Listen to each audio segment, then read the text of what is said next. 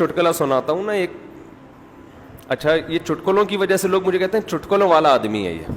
اچھا اب جس نے بھی میرے خلاف کلپ بنانا ہوتا ہے نا, ٹھڑک نکالنی ہوتی ہے, 2 الزامات مجھ پہ لگاتا ہے وہ, کہ اس کو شادیوں کے علاوہ کچھ آتا نہیں ہے, ممبر پہ بیٹھ کے لطیفے سناتا ہے. یہ میں آج صبح سے یہی کام کر رہا تھا, ہماری ابھی مدرسے کی چھٹیاں ہیں, تو میں نے کہا چلو دیکھتے ہیں کہ ہمارے خلاف کیا کیا ہے. تو بہت سارے کلپ مجھے اپنے خلاف نظر آئے, تو میں دیکھ رہا تھا ان میں قدر مشترک کیا چیز ہے, کیا چیز کامن ہے جو سب ایک ہی الزام مجھ پہ لگاتے ہیں. تو ان میں ایک صاحب نے کلپ بنایا ہوا تھا کہ دیکھو میرا بیان چلایا پہلے کہ یہ کہہ رہا ہے مزاروں پہ مت جاؤ, مزاروں پہ جانا شرک. پھر دوسرا کلپ چلایا خود مندر گیا ہوا ہے. خود کہاں گیا ہوا ہے؟ مندر, وہ نہیں قلات میں جو مندر تھا, خود کہاں گیا ہوا ہے؟ مندر. واہ, مزاروں پہ جانا شرک اور مندروں میں جانا جائز. سمجھ رہے؟ آگے محترم نے ارشاد فرمایا, آج میں نے صبح سے یہی دیکھے اتنے سارے. اچھا آگے بنایا, الزام لگایا, ایک طرف یہ لوگ کہتے ہیں کہ سفر کر کے قبر کی زیارت بھی جائز نہیں ہے, حالانکہ ہم یہ کہتے ہی نہیں ہیں, لیکن چلو الزام لگا دیا. اور یہاں یہ قلات جو مندر دیکھنے گئے یہ کراچی سے سفر کر کے گئے ہیں. واہ, نبی کی قبر کے لیے سفر کر کے جانا جائز نہیں, اور ہندوؤں کے مندروں میں 14 گھنٹے کے سفر کر کے جانا بھی جائز. تو ایک نا پوری کمنٹری چل رہی تھی. نتیجہ اسی پہ ختم ہوا کہ اس مولوی کو شادیوں کے علاوہ اور لطیفوں کے علاوہ کچھ بھی نہیں آتا. اچھا آگے چلیں, 2-3 درمیان میں معذرت کے ساتھ, ہمیں تو میرے بھائی جتنا پتا ہوتا ہے نا اتنا بھی ہم سیاسی تبصرہ نہیں کر رہے ہوتے, ٹھیک ہے نا, اس سے تھوڑا کم ہی کر رہے ہوتے ہیں کہ افورڈ کر سکیں. اتنا کرو جتنا برداشت کر سکتے ہو. تو مختلف قسم کے کلپ نا, تو اس میں اچھا میں نے پھر کیا کیا, میں نے کہا یار یہ الزام کس حد تک ٹھیک ہے کہ اس کو شادیوں کے علاوہ کوئی بات آتی نہیں ہے. تو میں نے شارٹ کلپ اپنے دیکھنے شروع کیے. پہلا کلپ شادیاں, دوسرا کلپ شادیاں, تیسرا کلپ خواتین, چوتھا کلپ شادیاں. تو میں نے کہا یار یہ بات تو اپنے لحاظ سے ٹھیک کہہ رہے ہیں, سارے کلپ ہی وہی.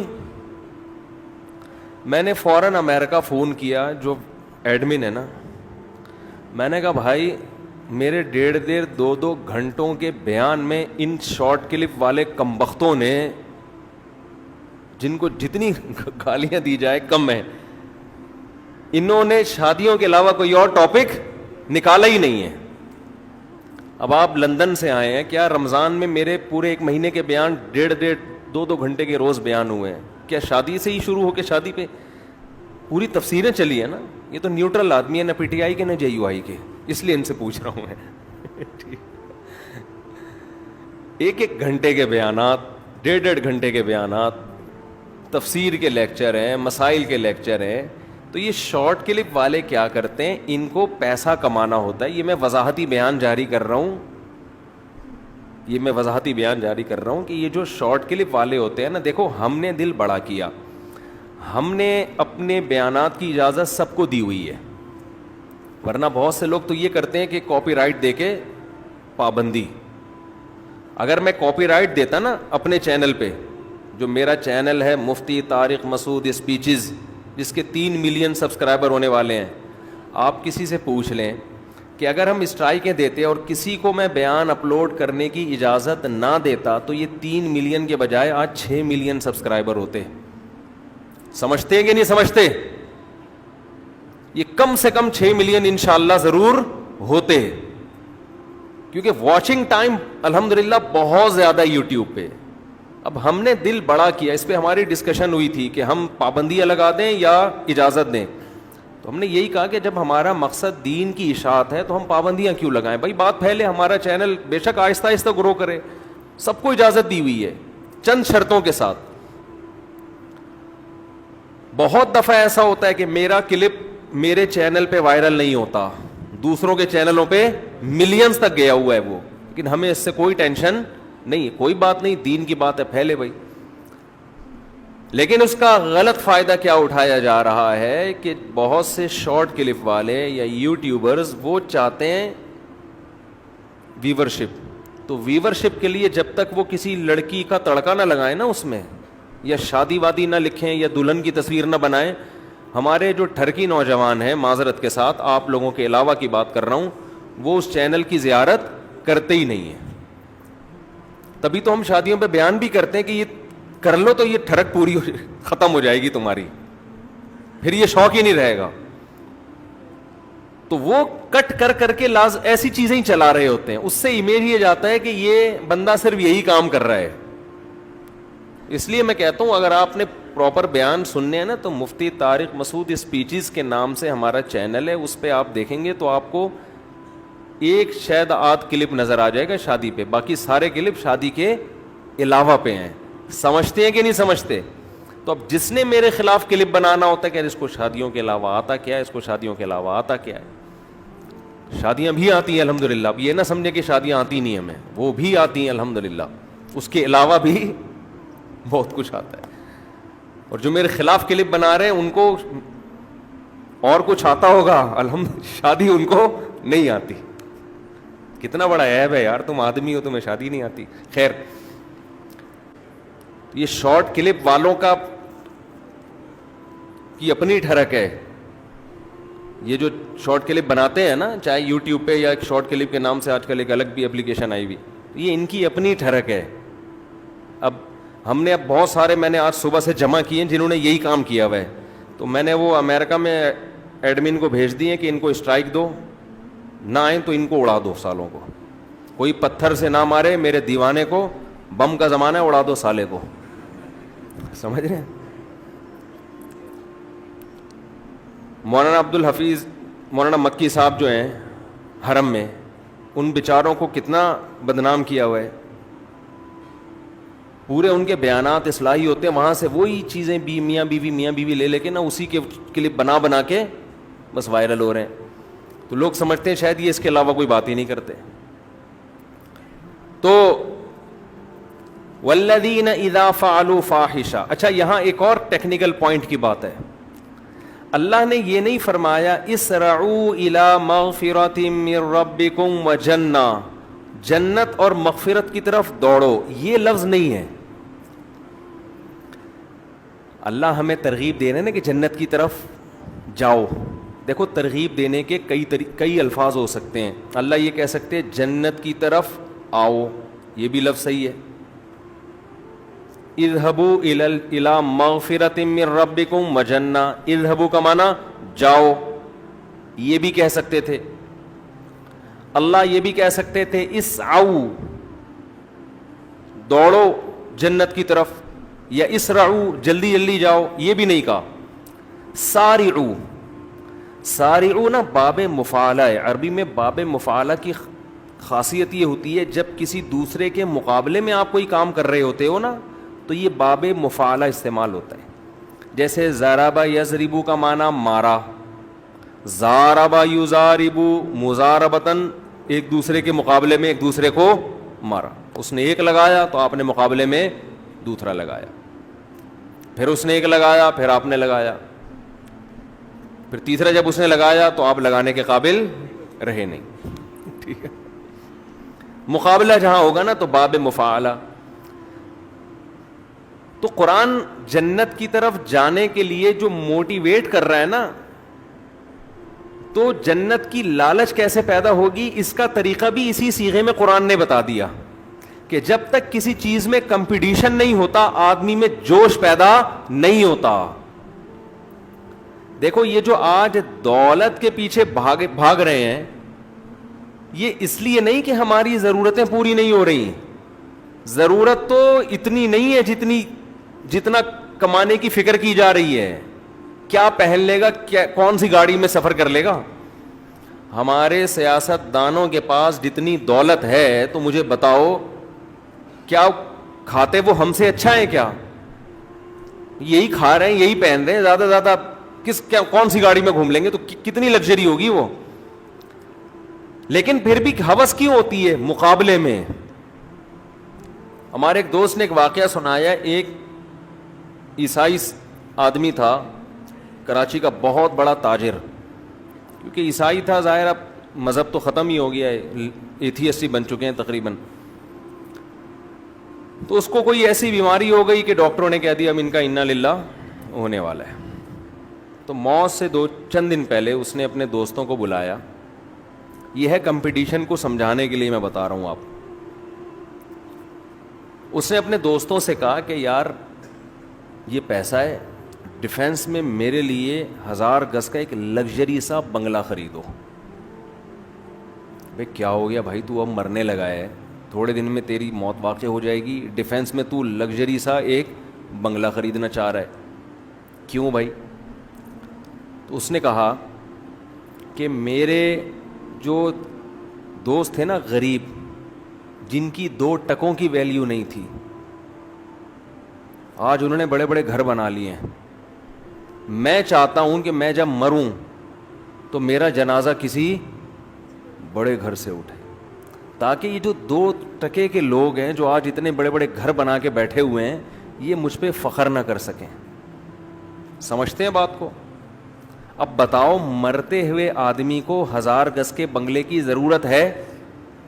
نہیں ہے تو بولو نہیں ہے, تھوڑا منہ ہلا دو. تو رمضان بھی ختم ہو گیا, نہیں ہے نا.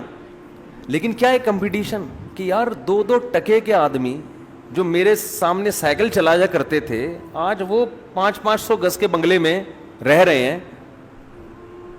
تو کچھ میری بھی تو کوئی اوقات ہے نا, میں ادھر مروں گا؟ میں نے تو بنایا نہیں اب تک گھر, بزنس میں لگاتا رہا ہوں, فوری طور پر میرے لیے 1000 گز کا بنگلہ تعمیر کیا جائے. یہ فالتو کام کس میں ہو رہا ہے؟ صرف کمپٹیشن. یہ انسان کی نیچر ہے, یہ انسان کی فطرت. دیکھو بچوں کو آپ ایک کسی بچے کو بولو بھاگو, وہ نہیں بھاگے گا. لیکن 2 بچوں کو ریس لگواؤ, وہ ایسا بھاگے گا نا, ہو سکتا ہے کلا بازی کھا کے گر جائے, وہ دوسرے سے آگے نکلنے کی کوشش میں بھاگے گا. پوری دنیا اسی کمپٹیشن پہ ہی چل رہی ہے, تقابل پہ ہی چل رہی ہے. تبھی قرآن نے یہ نہیں کہا کہ جنت کی طرف دوڑو, قرآن نے کہا ایک دوسرے سے دوڑ میں مقابلہ کرو. اب ہوتا کیا ہے, دنیا میں دوڑ کے بہت سارے میدان ہیں, آپ نے دوڑنا, یہ تو نیچر ہے. جب تک آپ کسی سے مقابلے میں نہیں دوڑو گے تو آپ کی دم میں آگ نہیں لگے گی. دم میں آگ والے تو پرانا ہو گیا, کچھ نئے لوگ بھی آ جاتے ہیں نا, تو ان کے لیے جلدی جلدی سنا. اب جو میں بار بار جو چیزیں سناتا ہوں وہ میں ذرا فارورڈ کر کے سناتا ہوں, سوائے شادیوں کے, وہ میں اسی اسٹائل سے تجوید کے ساتھ, ٹھیک ہے نا. یہ جو بعض چیزیں ہیں نا میں بہت جلدی اسپیڈ سے سنا دیتا ہوں. تو یہ ایک اشکال ہو سکتا تھا نا کہ وہ تو پورے توجہ کے ساتھ, ایکسپریشن کے ساتھ, تو میں اعتراف کر رہا ہوں توجہ کے ساتھ میں تو آنے دینا, اتنا تو اس پہ کلپ نہیں بن سکتا اتنی سی بات پہ, ٹھیک ہے نا. تو دوڑ کے نا مختلف میدان ہیں. اب دیکھو یہ جو بندہ موت کے وقت اس نے کہا 1000 گز کا بنگلہ, اس نے ساری زندگی پیسہ کمانے کے علاوہ کوئی کام نہیں کیا, تو اس نے دوڑ کا میدان کس کو بنا لیا؟ اس نے دوڑ کا میدان دولت کو بنا لیا. یہ کبھی بھی دوڑ کا میدان کسی ریسرچ یا تحقیق کو نہیں بنائے گا, کیونکہ یہ اس کی فیلڈ ہی نہیں ہے. اس کو اس پہ حسرت نہیں ہوگی کہ فلاں میرا 2 ٹکے کا آدمی اتنا بڑا ڈاکٹر کیوں بن گیا. تو بن گیا بھائی, ہماری یہ فیلڈ ہی نہیں ہے, ہم نے اس چیز کو دوڑ کا میدان بنایا ہی نہیں. اس کو مجھ پر یہ اعتراض بھی نہیں ہوگا مولوی نے اتنی شادیاں کیوں کر لیں, کیا خیال ہے, کیونکہ اس کا یہ دوڑ کا میدان, وہ کہا بھائی جتنی مرضی کر, ہمارے ہاں تو ایک کا سسٹم چل رہا ہے. مثال تو دی جا سکتی ہے نا. اس سے پتہ ہوتا کیا, میں دیکھتا ہوں جب بھی کوئی آتے ہیں ایک دم آپ کھلکھلا جاتے ہیں, جیسے کسی نے نیمبو چٹا دیا ہو, ٹھیک ہے, سستی دور ہو جاتی ہے آپ لوگوں. تو دوڑ کے لیے بہت سارے میدان. باڈی بلڈر جو دوڑ کا میدان بناتے ہیں وہ کس کو؟ فزیکل فٹنس کو, مسلس کو. وہ دکھا رہے ہوتے ہیں میرا اتنا بڑا اسپیڈ بریکر ہے, وہ کہتے ہیں ہم نے تو پورا K2 کا پہاڑ پالا ہوا ہے یہاں پہ. وہ کہہ رہے دیکھو یہ ماؤنٹ ایوریسٹ, اس پہ کوئی چڑھ کے نہیں دکھا سکتا. ان کے مقابلے کس میں ہو رہے ہیں؟ یہ جو دوڑنے کا مقابلہ کر رہے ہیں,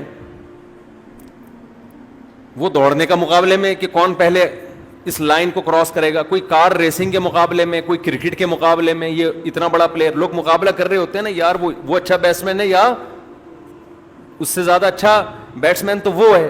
اب بیٹسمین کو اس سے کوئی غرض نہیں کہ کوئی سائنسدان خلا میں پہنچائے یا چاند پہ پہنچائے, وہ کہہ رہے یہ میری فیلڈ ہے ہی نہیں. اس کو نہ اس سے جیلسی ہوگی, نہ حسد ہوگا, نہ رشک آئے گا اس کے اوپر کہ ہائے کتنا عظیم سائنسدان. وہ کہے گا وہ یار وہ کتنا عظیم بیٹسمین نے آخری بال پہ چھکا مار دیا اور ہم پہلی بال پہ آؤٹ ہو گئے. تو ہر آدمی کا ایک میدان ہوتا ہے, اس میں وہ مقابلہ کرتا ہے, اس کے علاوہ میدان کی اس کو پرواہ نہیں ہوتی. اور وہ میدان ہر آدمی خود سلیکٹ کرتا ہے اپنی, جب زندگی کا کہ کیریئر کا آغاز کرتا ہے نا, اس میں کس میدان میں دوڑنا ہے یہ سلیکشن انسان کی خود سے ہوتی ہے. آپ نے میٹرک کرنے کے بعد اگر آپ ایف ایس سی کیا اور ایف ایس سی کے بعد آپ کا ارادہ ہے میڈیکل کالج میں جانے کا, تو آپ دوڑ کا میدان خود سلیکٹ کر رہے ہو کہ میں نے میڈیکل کی فیلڈ میں دوسرے ڈاکٹروں سے آگے نکلنا ہے. یہ خود سلیکٹ کر رہے ہو نا آپ. آپ اگر اکاؤنٹس کی فیلڈ میں جا رہے ہو تو اب آپ کو ڈاکٹروں کے آگے بڑھنے سے کوئی تکلیف بولو نہیں ہوگی. اللہ ہمیں بتا رہے کہ ان میدانوں میں سے کوئی میدان بھی اس قابل نہیں ہے کہ اس کو دوڑ کا میدان بنایا جائے, مقابلے کا میدان بنایا جائے, کیونکہ ان مقابلوں میں آپ جیتنے کے بعد بھی ناکام اور ناکام ہونے کے بعد تو ویسے ہی ناکام. آپ بہت اچھے ڈاکٹر بن گئے تو مرو گے تو ختم نا, اور کوئی اچھا نہیں بنا تو مر کے کیا ہو گیا, وہ بھی ختم. تو مٹی ہو کے کیا ہو گئے, ختم. تو اصل میدان آپ نے کس کو بنانا ہے؟ قرآن کہہ رہا ہے آخرت کو. اب آپ پوچھ سکتے ہیں کہ اللہ میڈیکل سائنس کا میدان تو ہمیں نظر آتا ہے, یہ والا میدان ہے بھائی, ہم نے ڈاکٹر بننا ہے فلاں سے بھی آگے نکل جانا ہے, ہم نے حکیم بننا ہے تو فلاں سے بھی کو بھی کراس کر دینا ہے, ہم نے باڈی بلڈر بننا ہے تو وہ ایک ہے جو جس کے اسپیڈ بریکر بہت بڑے بڑے بن چکے ہیں تو ہم کیٹو کی پہاڑیاں بنا لیں گے. تو یہاں تو میدان سمجھ میں آتا ہے نا. کیا ہو گیا؟ تو آخرت کا میدان کون سا میدان ہے بھائی؟ اگر ہے تو اللہ ہمیں بتا دے تو ہم چاہو اس میں آگے جائیں گے. تو اللہ نے بتایا کہ وہ میدان کوئی سلیکٹڈ میدان نہیں ہے, انہی میدانوں میں سے کسی بھی میدان کو سلیکٹ کرو اور نیت کیا کر لو آخرت کی. تو وہ کون سا میدان بن جائے گا؟ بولتے کیوں نہیں؟ آخرت بن جائے. اتنی سی بات ہے جو پبلک کی سمجھ میں نہیں آ رہی. یہ قرآن کہہ رہا ہے, یہ پبلک کی سمجھ میں آ نہیں رہی. اتنی سی بات کتنا آسان کر دیا بھائی. اس کا فائدہ یہ ہوگا کہ آپ ہار بھی گئے تو اللہ کی نظر میں جیت گئے. سمجھتے ہو نا؟ دوسرا فائدہ یہ ہوگا آپ کبھی غلط چیز کو ہدف نہیں بناؤ. مثال کے طور فلم انڈسٹری میں آپ اللہ کے لیے آگے بڑھنے کی کوشش نہیں کرو گے کہ یار وہ اتنا بڑا ہیرو بن گیا تو میں جنت کے حصول کے لیے اس سے بھی بڑا ہیرو بن کے دکھاؤں گا. تو بھائی ہیرو بننے سے اللہ خوش, ڈاکٹر بننے سے تو ہو جائے گا کہ تو لوگوں کی زندگیاں بچائے گا, ہیرو بننے سے اللہ خوش نہیں ہوگا. ہم جب بچے تھے ٹی وی دیکھتے تھے نا تو بڑے بڑے فلم اسٹار آ کے بتا رہے تھے اللہ کا بڑا فضل ہے کہ اللہ نے مجھے اس مقام تک پہنچایا. ہم لوگ اب تبلیغ والوں سے کچھ اور سنتے تھے کہ ٹی وی دیکھنا حرام ہے, فلموں میں جانا حرام ہے. ہم کہتے تھے یار یہ عجیب قسم کا آدمی, ایک تو گناہ بھی کر رہا ہے, ہمیں بھی گناہ گار کر رہا ہے. ہم تو توبہ استغفار کر کے ڈرامہ دیکھ رہے ہو. ڈرامے بھی اس زمانے کے ایسے دوپٹے لیے ہوئے اور اتنی اچھی اچھی باتیں, آدمی مسلمان ہو جائے کلمہ پڑھ لے, اور اس وقت علماء کہتے تھے وہ حرام ہے. حیرت, یعنی کتنا زمانہ چینج ہو گیا ہے نا. تو ہمارے ایک دوست نے پرانے زمانے کے ڈرامے کا کلپ دکھایا 83 کا, وہ دوست بھی یہاں بیٹھے ہوئے ہیں. اتنی اچھی اچھی باتیں ہو رہی ہیں, ایسا لگ رہا ہے کہ ممبر پہ کوئی بیان کر رہا ہے. ماں بیٹی کو سکھا رہی ہے شوہر کا احترام. عجیب سی بات ہے یا نہیں ہے؟ ماں بچی کو کیا سکھا رہی ہے؟ شوہر کا احترام. ساس سے کیسے بات کی جاتی ہے, تمیز سکھا رہی ہے اس کو. تو یہ چیزیں اب مارکیٹ میں کیا چل رہی ہیں, شارٹ. تو وہ اس زمانے میں تھے, اس کو ہم سبھی کہتے تھے حرام ہے.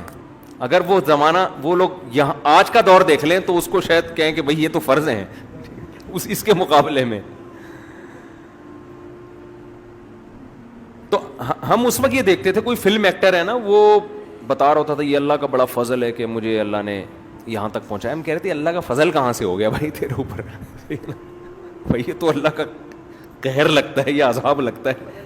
کیونکہ پاکستان میں نا میری تو اب ملاقات اداکاروں سے بھی ہوتی ہے, گلوکاروں سے بھی ہوتی ہے, تو کچھ ملاقاتیں کر کے اندازہ ہوتا ہے کہ پاکستان میں گلوکار, فنکار, اداکاروں کو زیادہ سوائے ان کے جو میرا بیان سن رہے ہیں ان کے علاوہ کو زیادہ کوئی یہاں پروٹوکول ملتا نہیں ہے. یہ خوشی کی بات ہے, ٹھیک ہے نا. بہت سو کو یہ فیلڈ پھر بالآخر چھوڑنی پڑتی ہے. یہ اللہ کا فضل ہے ہمارے اوپر کہ اللہ نے یہاں روشن مستقبل رکھا نہیں ہے. اور یاد رکھو اس کی ایک پازیٹو وجہ بھی ہے کہ مسلمان برائی میں اتنا آگے جا نہیں سکتا کیونکہ لمٹ ہوتی ہے اس کی, وہ نہیں جا سکتا. اس کے لیے بہت کچھ الٹا سیدھا کرنا پڑتا ہے, وہ نہیں کر پاتا. کچھ کر بھی لیتے ہیں. تو جب آپ آخرت کو میدان بناؤ گے تو آپ سب سے پہلے ایسے راستے کو کبھی سیلیکٹ کرو گے ہی نہیں جس سے آخرت کا فائدے کے بجائے نقصان ہو رہا ہے.